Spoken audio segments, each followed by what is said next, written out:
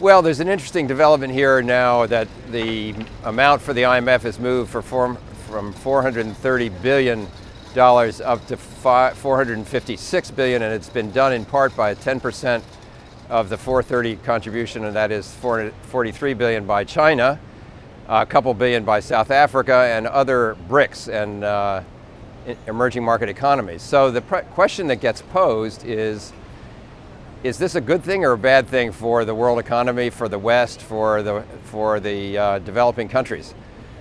It fits into the governance reform issues that are happening in the fund, where the emerging market economies are making claims for increased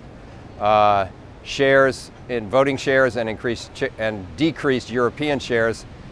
in the IMF. So one version would be that the BRICS are rising, they're acting as a bloc,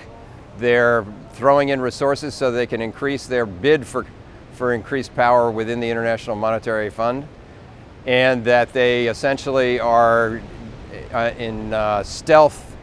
behavior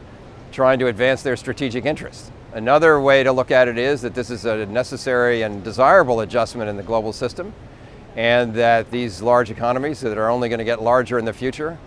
should find that there is space made for them in the international system and at the IMF. So it sort of depends on how you're looking at it, but in general, it seems like there is not an inconsistency between the growing strength of the emerging markets and Asia in particular in the global system, and the need for an increasingly strong global set of institutions that are not driven by blocs but by the global interest. So take your pick, but it's an interesting kind of bifurcated issue to look at as these very important countries rise in the system, and as Canada itself moves towards the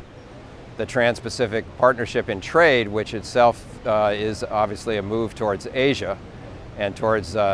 China in particular. So think about it. It looks like it's an interesting